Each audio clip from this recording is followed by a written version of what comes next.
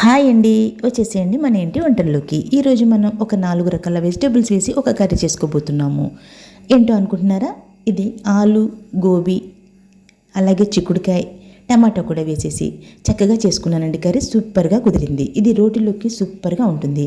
చెప్పాను కదా, టమాటా, ఆలుగడ్డ, అలాగే చిక్కుడుకాయ తీసుకున్నాను, క్యాలీఫ్లవర్ కూడా తీసుకున్నాను. ఇన్ని రకాల వెజిటేబుల్స్ వేసి కర్రీ చేసుకున్నాక ఇక టేస్టీగా ఉండకుండా ఉంటుందా అండి? ఇక అన్నీ రెడీ చేసేసుకుందాం. మరి నేను ఆలుగడ్డ పొట్టు తీసి పెట్టుకున్నాను, చిక్కుడుగా ఒలిచి పెట్టుకున్నాను, టమాటాలు రెడీగా ఉన్నాయి, అలాగే క్యాలీఫ్లవర్ కూడా ఒలిచేసి ఉప్పు నీళ్ళలో వేసి పక్కకు పెట్టుకున్నాను. ఇక ఉల్లిగడ్డ పచ్చిమిర్చి లేకుండా కర్రీ కాదు కదండి. ఇక మందంపాటి గిన్నె ఒక స్టవ్ మీద పెట్టేసుకొని, ఇలా మందంపాటి గిన్నెలు అయితే కర్రీ చక్కగా కుదురుతుందండి, కమ్మగా మగ్గుతాయి అన్నమాట. అందుకని ఇలా మందంపాటి గిన్నెలు పెట్టుకోండి.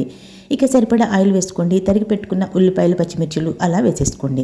వెంటనే పసుపు కూడా వేసేసుకోవాలి కదండి. మరి పసుపు ఆయిల్లో వేసుకుంటేనే కూరగాయలకి చక్కగా పడుతుంది. వేసుకొని ఒక్కసారి అలా కలిపేసేసుకొని తరిగి పెట్టుకున్న ఆలుగడ్డ ముక్కలు ఏవైతే ఉన్నాయో అవి వేసేసుకోండి. ఇక్కడ చిక్కుడుగాయ చిన్నగా ఉంటుంది, అలాగే క్యాలీఫ్లవర్ కూడా త్వరగా మగ్గిపోతుంది. అందుకే ఆలుగడ్డలు కూడా మరి పెద్దగా కాకుండా అలానే చిన్నగా కాకుండా మీడియంగా కోసేసుకొని అలా మూత పెట్టేసి మగ్గించేసుకోండి. అన్నీ వేసేసుకున్నాం కదా, అవి మగ్గే వరకు ఈ టమాటోలు కట్ చేసేసి రెడీగా పెట్టుకుందాము. ఆల్రెడీ శుభ్రంగా కడుక్కున్నానండి, మళ్ళీ పక్కకు పెట్టేసుకుంటున్నాను. దేనికి అవి సెపరేట్ చేసేసుకొని కట్ చేసి రెడీగా పెట్టుకున్నాం అనుకోండి, 1 by 1 అలా వేసేసుకోవచ్చు. ఈ క్యాలీఫ్లవర్ చెప్పాను కదా, ఉప్పు నీళ్ళలో గోరువెచ్చని ఉప్పు నీళ్ళలో అలా వేసేసి కాసేపు కడుక్కొని పక్కకు పెట్టుకున్నానండి. ఇవి చిక్కుడుగాయలతో పాటు కలిపేసుకున్నాను, ఎందుకంటే ఇవి రెండు కలిపి నేను ఒకేసారి వేసేస్తాను. క్యాలీఫ్లవర్ ముక్కలు కాస్త పెద్దగా ఉండేలా చూసుకోండి, ఎందుకంటే తొందరగా మగ్గిపోతాయి, తినిగిపోతాయి. కాబట్టి అలా పెద్ద పీసెస్ లాగానే చూసుకోండి. ఇక టమాటా కట్ చేసి రెడీగా పెట్టేసుకున్నానండి. ఈలోపు స్టవ్ మీద పెట్టిన ఆలుగడ్డలు చూసారా ఎంత చక్కగా మగ్గిపోయాయో? అంతే అండి, ఎక్కువగా మగ్గాల్సిన అవసరం అస్సలు లేదు, ఎందుకంటే వాటితో పాటు ఇంకా ఉడకాలి కాబట్టి.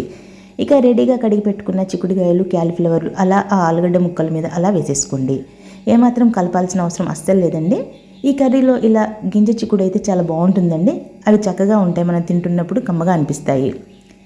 వేసేసి మూత పెట్టేసుకోండి. 1-2 నిమిషాల పాటు అలా వదిలేసానండి. ఆ తర్వాత ఒక్కసారి కలిపేసుకుంటున్నాను. చూసారా, ఇలా సిమ్ టు మీడియం మార్చుకుంటూ చక్కగా మగ్గించుకోవాలండి. అప్పుడే కూర బాగా కుదురుతుంది, టేస్టీగా కూడా ఉంటుంది.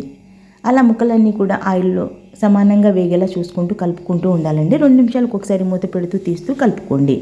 అవి మగ్గాయి అనిపించినప్పుడు కాస్త మగ్గగానే మనం సరిపడా ఉప్పు ఇప్పుడు వేసేసుకుందాము. ఉప్పు వేసుకున్నామంటే ఇంకాస్త మగ్గుతాయండి, వాటర్ రిలీజ్ అవుతుంది, ఆ వాటర్తో పాటు ఉడికేస్తాయి, కమ్మదనం వచ్చేస్తుంది.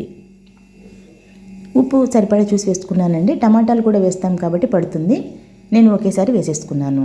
ఉప్పు కూడా వేసాక ఆ ఉప్పు అంతా కూడా ఆలుగడ్డ ముక్కలకి, చిక్కుడుకాయలకి, ఆ క్యాలీఫ్లవర్కి పట్టేలా ఒక్కసారి బాగా కలిపేసుకోండి. అలా ముక్కలన్నీ బాగా కలిపేసుకున్నాక మనము ఈ టైంలో 1 నిమిషం పాటు అలా కలిపేసుకొని తరిగి పెట్టుకొని రెడీగా ఉన్న టమాటా ముక్కలు ఇవి సన్నగా కట్ చేసుకుంటే త్వరగా మగ్గిపోతాయి. అలా ఆ ఆలుగడ్డ ముక్కల పైన వేసేసుకోండి. ఇవి కూడా వెంటనే కలపాల్సిన అవసరం లేదండి. అలా పరిచేసుకొని సరిపడా కారం వేసేసుకోండి. కూరగాయలు చాలానే ఉన్నాయి కదండి, కారం పడుతుంది. కారం వేస్తేనే కమ్మగా ఉంటుంది కూర, కాబట్టి నేను ఒక 3 స్పూన్ల వరకు వేసుకున్నాను, చిన్న స్పూన్ అండి. మూత పెట్టేసి 5 నిమిషాలు అలా వదిలేసానండి. ఆ తర్వాత మూత తీసి చూద్దామా? మరి చూడండి, టమాటా పైన అలా మగ్గిపోయింది, మెత్తగా అయిపోయిందండి. అందుకే మనం అలా వదిలేసేయాలండి, కలిపేసేయకూడదు. కిందికి వెళ్ళిపోయాయి అనుకోండి, టమాటాలు ముక్కలు ముక్కలుగా ఉండిపోతాయి, కర్రీకి టేస్ట్ రాదు.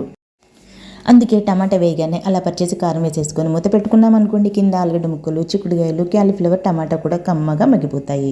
ఇక మూత తీసాక ఒకసారి బాగా కలిపేసుకున్నాం కదండి, అంతటా ఆ పులుపంతా పట్టేలా బాగా కలిపేసుకోండి. దాదాపు కర్రీ అయిపోయిందండి, ఎందుకంటే ఆలుగడ్డ ముక్కలు తాలింపులోనే మగ్గిపోయాయి. ఇక చిక్కుడుకాయ, క్యాలీఫ్లవర్ తొందరగానే మగ్గిపోతాయి, టమాటా గుజ్జు గుజ్జుగా అయిపోయింది, కర్రీ అంతా కూడా పట్టేసింది. అంతే అండి, కమ్మటి ఆలు, క్యాలీఫ్లవర్ మనం చిక్కుడుకాయ వేసి చేసుకున్నాం, అలాగే టమాటా కూడా వేసాము, రెడీ అయిపోయింది. ఇక లాస్ట్గా మనం వేయాల్సింది కొత్తిమీర ఒకటి మిగిలి ఉంది, అది కూడా వేసేసుకున్నామంటే మనకి కావాల్సిన కమ్మని కర్రీ రెడీ అయిపోయినట్టే.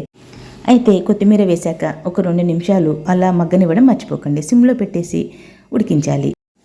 అలా కొత్తిమీర అంతా కూడా కర్రీకి పట్టేలా కలిపేసుకొని 1-2 నిమిషాల పాటు సిమ్లో పెట్టి వదిలేశారనుకోండి, కమ్మని కర్రీ మీకు రెడీ అయిపోయినట్టే.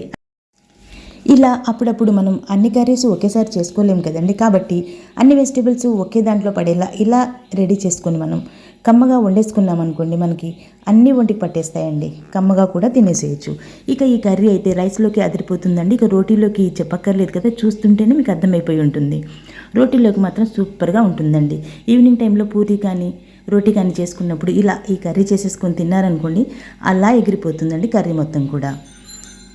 నేనైతే చేసేసుకున్నాను, కమ్మగా తినేసాను. మరి ఇంకెందుకండి ఆలస్యం, చూసారు కదా ఎంత సింపుల్. అన్నీ రెడీగా పెట్టేసుకుని అలా తాలింపులో వేసేసుకుని టమాటా వేయడం మాత్రం మర్చిపోకండి. అంతే అండి. Thanks for watching. ఇలా కర్రీ చేసుకోవడం అస్సలు మర్చిపోకండి. సబ్స్క్రైబ్ చేసుకోవడం అసలే మర్చిపోకండి.